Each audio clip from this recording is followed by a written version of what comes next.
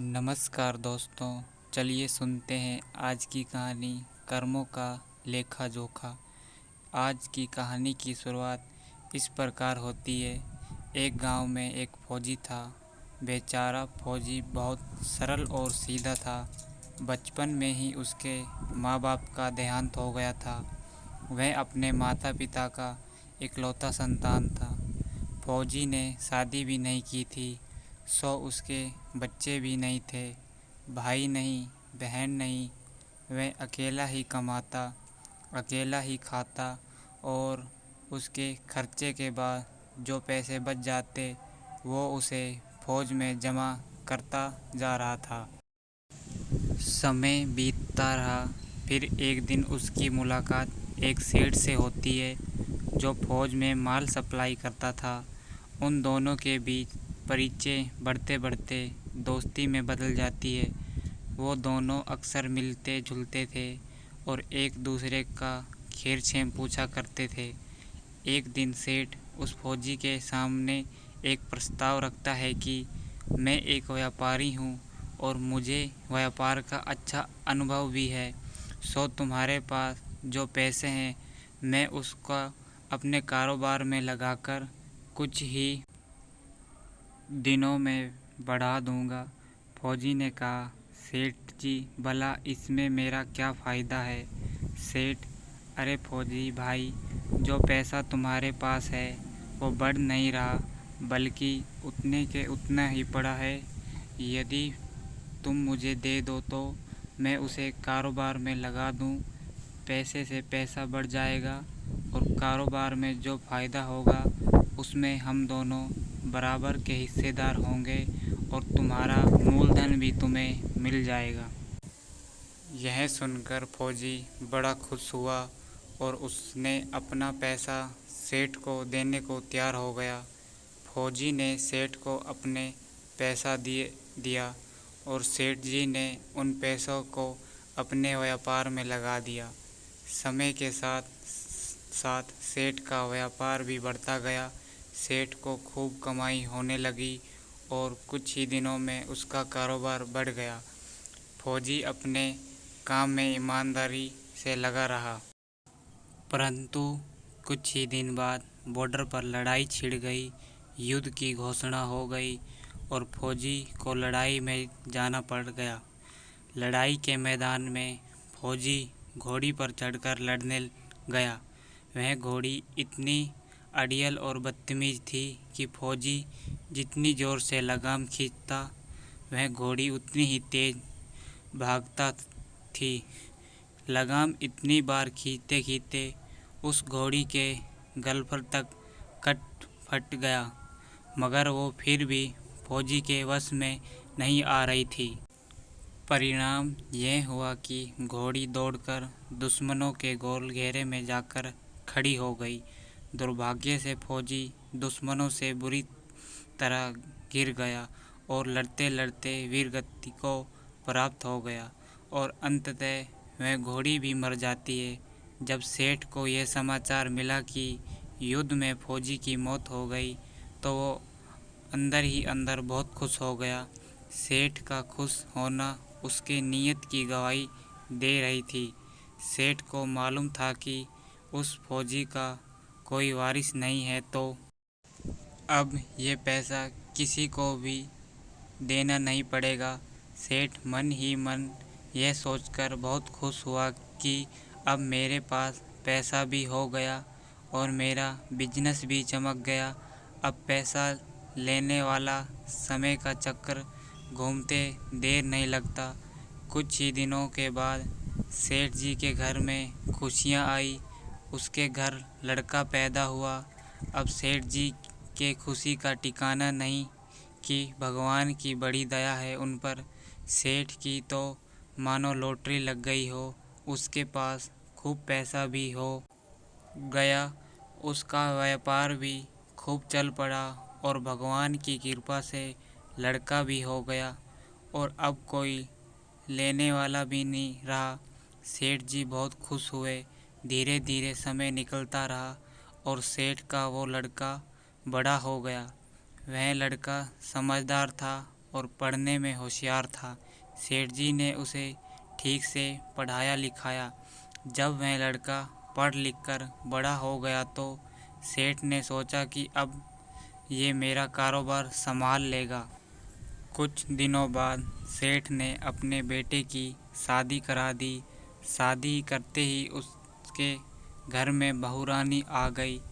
अब सेठ ने सोचा कि चलो बेटे की शादी हो गई, अब कारोबार संभाल लेगा। लेकिन कुछ दिन में उसके बेटे की अचानक तबीयत खराब हो गई। अब सेठ अपने बेटे को डॉक्टर के पास, हकीम के पास, वैद्य के पास दौड़ दौड़ के थक चुके हैं। वैद्य जी जो भी दवा दे रहे हैं वह दवा कोई असर नहीं दिखा रही है। बीमारी बढ़ती ही जा रही थी। खूब पैसा बर्बाद हो रहा है, पर बीमारी ठीक होने के बजाय और बढ़ती ही जा रही है। रोग ख़त्म नहीं हो रहा है और पैसा भी खूब लग रहा है। अंत में डॉक्टर ने भी हार मान ली और कह दिया कि मर्ज लाइजाज हो गया है, इसका कोई असाध्य रोग हो गया है और तुम्हारा ये बच्चा 2 दिन में मर जाएगा। डॉक्टरों एवं वैद्यों के जवाब देने पर सेठ निराश होकर बेटे को लेकर रोते बिखलाते हुए आ रहे थे कि रास्ते में एक आदमी मिला। उसने कहा, सेठ जी क्या हुआ, बहुत दुखी लग रहे हो, क्या बात है? सेठ ने कहा, ये मेरा बेटा है, ये अब जवान है। हमने सोचा था ये हमारे बुढ़ापे की लाठी बनकर मदद करेगा, पर अब ये बीमार हो गया है। बीमार होते ही हमने इसके इलाज के लिए खूब पैसा खर्च किया। जिसने जितना मांगा उतना दिया, लेकिन आज डॉक्टरों ने जवाब दे दिया अब ये बचेगा नहीं।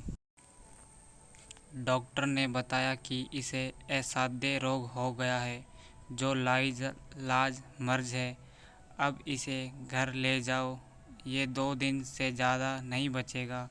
कहा, नहीं इलाज कराया, अपने जीवन भर की कमाई लगा दी इसे बचाने में, फिर भी इसका बचना मुश्किल लग रहा है। अब तो जेब में 2 आने ही बचे हैं।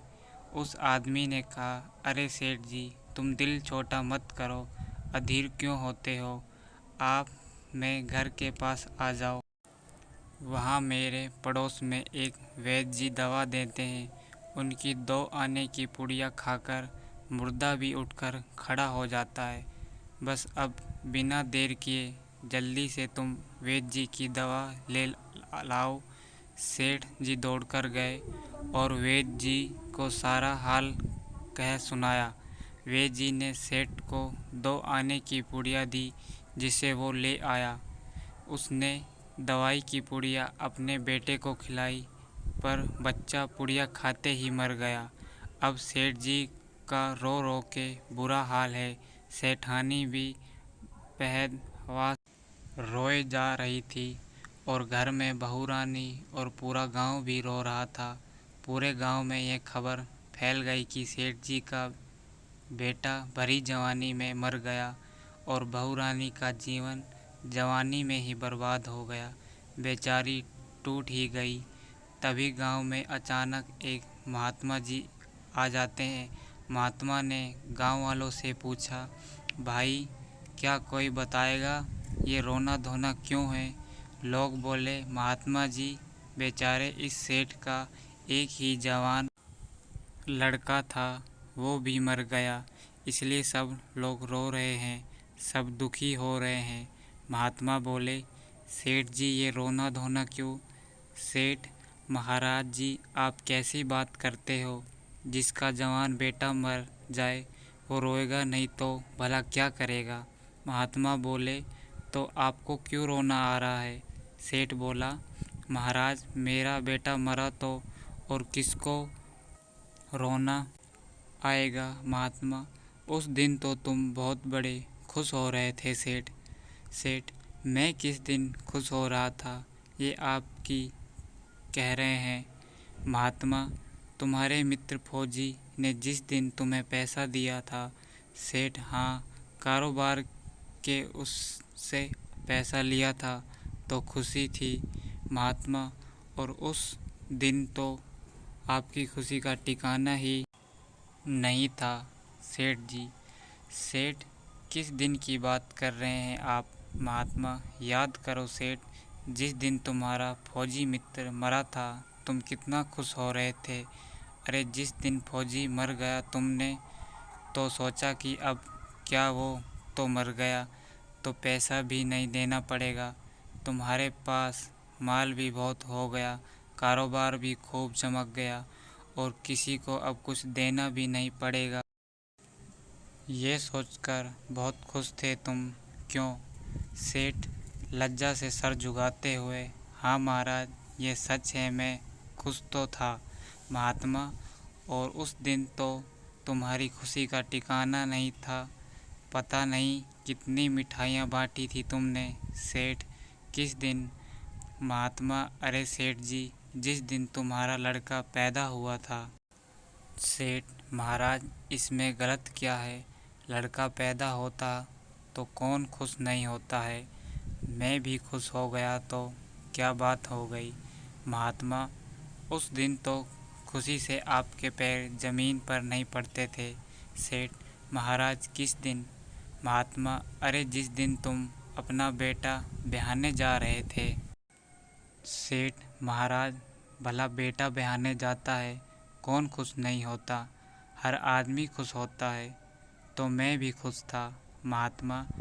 जब इतनी बार खुश हो गए सेठ, तो ज़रा सी बात के लिए क्यों रो रहे हो सेठ? महाराज, ये आपको ज़रा सी बात लगता है?